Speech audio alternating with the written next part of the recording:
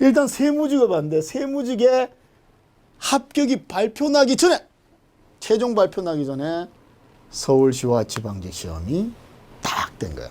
그때서는 이 학생이 찾아와서 저 선생님, 제 고향이 포항인데 포항을 볼까요? 서울시를 볼까요? 같은 날입니다. 자, 여러분 같으면 어떨까?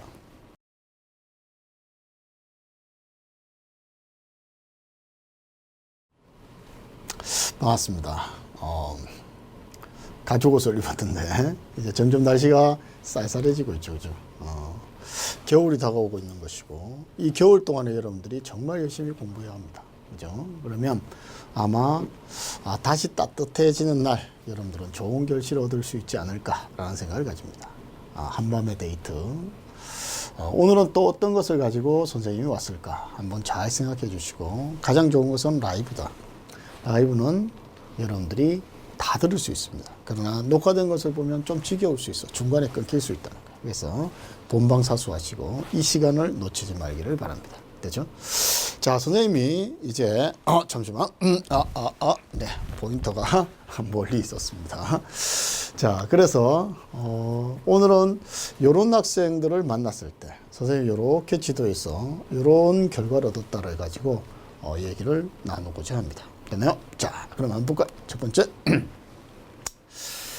2007년도 국가직이라는 것이 나오는데 점수를 한번 보겠습니다. 위의 학생인데요. 자, 보이나요?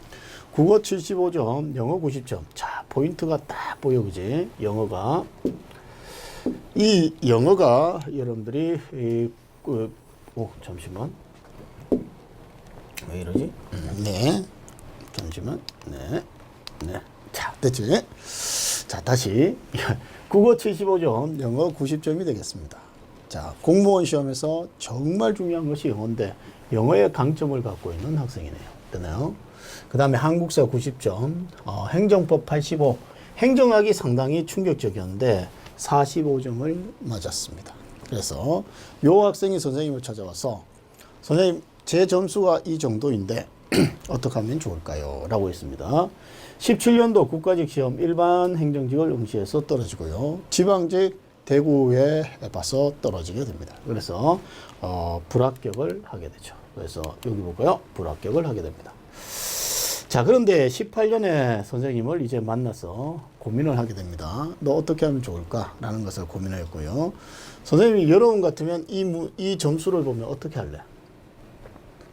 네, 답변했을 겁니다. 행정학을 바꿔야 되지 않겠습니까? 행정학. 너무 이게 점수가 낮으니까 행정학을 바꾸면 좀 좋은 결과가 있지 않을까라는 생각을 가지게 될 겁니다. 그죠? 근데 선생님은 여기에 영어에 주목을 했습니다. 영어를 딱 보면서 행정학을 바꿀 필요가 있을까? 왜? 선생님이 영어는 75점 이상을 맞으면 합격할 확률이 대단히 높다 했잖아. 근데 90점 정도 맞으면요, 이 학생은 거의 만점까지 노릴 수 있다는 겁니다. 영어의 경쟁력을 갖고 있기 때문에 이 사람은 어떤 시험에 봐서도 붙을 확률이 상당히 높은 거야. 그래서 선생님이 이 과목에 대한 것은 건드리지 않았습니다. 그대로 하되 너의 약점이 행정학에서 보였기 때문에 행정학을 좀 강화하는 학습 계획을 짜준 것이죠.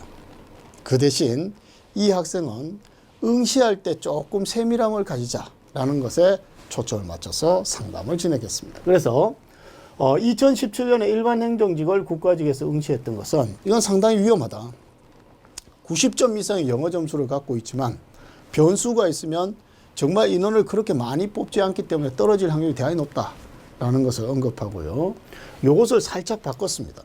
자, 18년에 선생님이 동일한 과목을 가져가되 국가직에서 고용노동, 바로 뭡니까?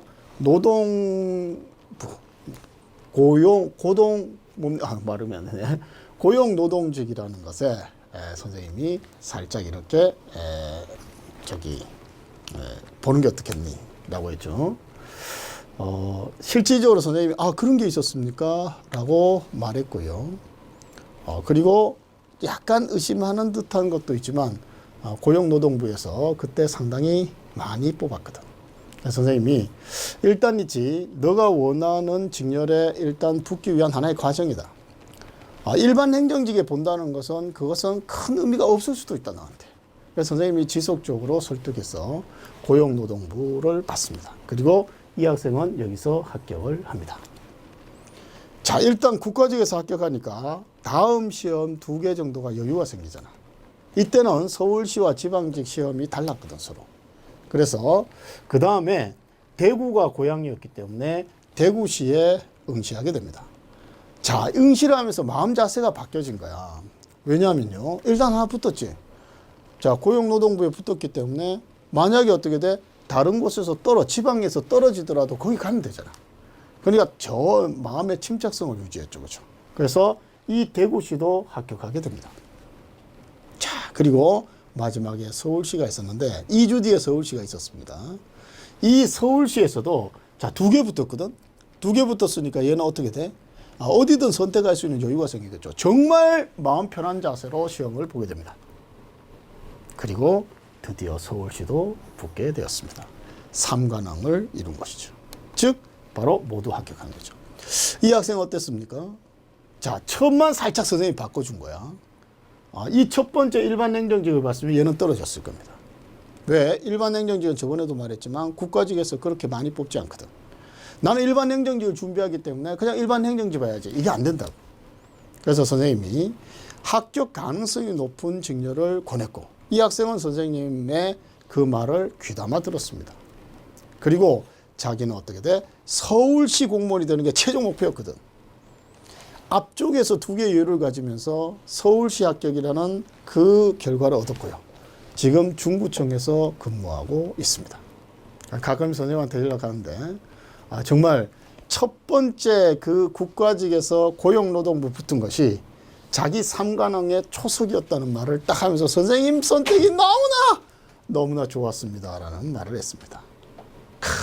대단히 보람찼죠. 그죠? 그 다음 두 번째 한번 봅시다.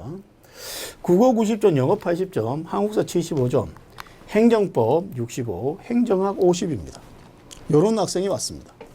남학생이었는데 이 학생도 영어에서 75점 이상을 가졌기 때문에 경쟁률이 상당히 있는 학생이라는 것이 보입니다.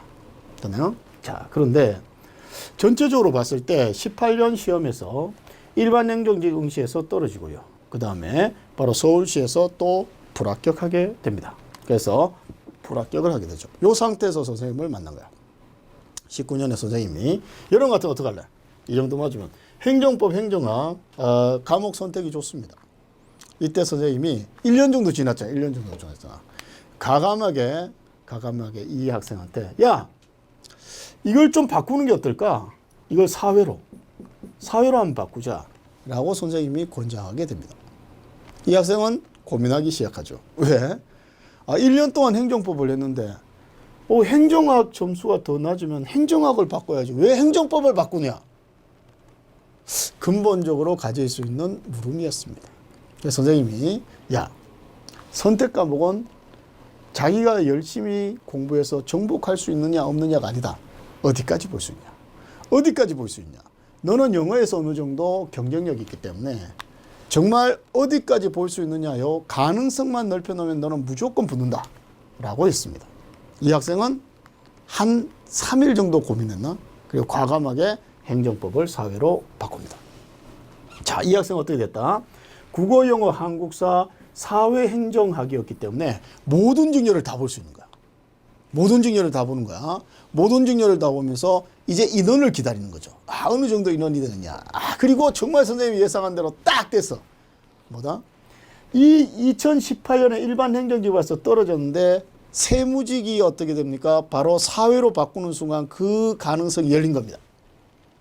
그리고 세무직을 선생님이 권장했습니다. 딱 3개 권장해서 또 고용노동부, 그 다음에 세무직, 우정직 이 3개 중에 한번 봐라. 딱 하니까 얘가 그래도 권력기관 종류의 하나인 세무직을 한번 보겠습니다. 자, 상식적으로 봤을 때 세법도 아니고 회계학도 아닙니다. 그러나 사회행정하고 세무직을 볼 수 있거든. 선생님이 야, 어차피 교육으로 세법하고 회계는 너는 정복하게 돼. 일단 붙는 게 중요해. 이 말에 이 남학생은 정확하게 선생님 뜻을 받아들입니다. 그리고 세무직에 응시합니다. 됐나요? 그 다음 지방직하고 서울시가 같은 날 있는 이 아주 독특한 첫 번째 시험이었습니다. 19년이. 일단 세무직을 봤는데 세무직의 합격이 발표 나기 전에, 최종 발표 나기 전에 서울시와 지방직 시험이 딱 된 거야. 그때서는 이 학생이 찾아와서 저 선생님 제 고향이 포항인데 포항을 볼까요? 서울시를 볼까요? 같은 날입니다. 자, 여러분 같으면 어떨까? 당연히 서울은 상당히 점수가 높을 거고 포항은 좀 낮을 것이다 라는 생각을 가지겠죠. 그렇지 않나요? 그리고 그 학생 또한 부모님도 포항에 있으니까 포항에 저는 돌아가고 싶습니다. 친구들도 있고 라는 말을 했습니다. 선생님이 걔한테 야, 선생님도 촌놈인데 너도 약간 촌놈인 것 같은데 지금 친구들이 포항에 있지만 나이가 들면 대부분 포항을 떠난다. 그렇다면 대부분의 애들이 서울에 아마 정착할 거다. 친구들이 있는 곳이 서울이 될 거다. 혹시 있지 역발상으로 세무직에서 합격 가능성이 높다면 혹시 역발상으로 서울시를 보는 게 어떠냐 딱 했습니다. 이때 이 학생이 서울시는 상당히 높지 않을까요? 야, 혹시 모든 고수들이 지방으로 빠져나가면 서울시가 빌 수 있어. 여기에서 너의 정말 영어 실력에서 어느 정도만 갖춰주면 붙을 수 있어 라고 했습니다. 이 학생은 과감하게 서울시를 의시합니다. 선생님에 대한 믿음이 상당히 큰 학생이죠. 그리고 세무직 국가직 발표가 납니다. 합격했죠. 그리고 서울시 합격 소식이 들렸습니다. 결국 이 학생은 이제 서울 시민이 될 수 있는 좋은 길이 딱 열린 거야. 그리고 난 다음에 고민했어. 선생님, 세무직을 할까요? 서울시 일반 행정직을 할까요? 자, 그것은 이제 앞으로의 진로죠. 그래서 그때 또 선생님이 그 학생을 탁 안았습니다. 밥 먹으면서 야, 그거 다 좋아. 어디든 괜찮은데 혹시 말이야 시골 사람으로서 서울 로망만 갖고 있다면 서울시에 대한 그 로망을 조금 버리는 것도 괜찮다. 왜? 15년 20년 지나면 세무직에서 너가 어떤 위치를 가지게 될 거야. 그리고 혹시 기회가 돼서 너가 열심히 공부하면 혹시 나중에 세무사 자격을 얻을 수도 있고 다시 퇴직 시점에서는 제2의 인생이 열릴 수 있다. 세무직 선택하는 거 어떠냐. 딱 하니까 걔가 혹 하더라고. 그러고 난 다음에 선생님한테 그럼 세무 이렇게 딱 할 때 그래. 연수원도 제주도에 있다. 제주도에서 한 5개월 정도 지내는 이 연수 어떠냐. 딱 하니까 걔가 혹 해서 지금 국가직 세무직을 선택했습니다. 그리고 아마 행복한 꿈을 가지고 지금 살고 있을 겁니다. 자, 이런 봐봐. 점수에 따라서 여러분들이 생각하는 것으로 무작정 있지 아주 탱크처럼 그냥 열심히만 하면 되는 게 아니야. 전략이 중요합니다. 전략이 중요하고요. 그 전략에 대한 것에서 어떤 과정으로 여러분들이 어느 직렬을 정확하게 목표로 한지만 설정해 놓고 그 다음에 그 시험을 볼 수 있는 때 마음 자세가 편안하게 가질 수 있는 것을 선택하는 것이 대단히 중요하다는 거죠. 거기에 노하우를 누가 갖고 있다? 선생님이 갖고 있습니다. 혹시 이 영상 막 듣다가 궁금한 거 있으면 댓글 써. 그럼 선생님이 또 답변도 해주겠죠. 그렇잖아요? 그래서 자, 봐봐. 막연하게 생각을 가지지 말자. 점수만 보고도 생각하지 말고 자기 상황에 맞게 계획을 잘 세우시고 여러분들이 매진한다면 정말 빨리 공무원의 꿈을 이룰 수 있습니다. 자, 여러분들의 상황을 선생님이 예의주시하겠습니다. 혹시 빨리 합격하고 싶다. 그러면 빨리 선생님을 녹화하십시오. 자, 어렵지 않습니다. 혹시 이게 끝이 아니야? 끝나고 막 끝났다 자지? 아니죠. 다시 기출문제 풀이가 있습니다.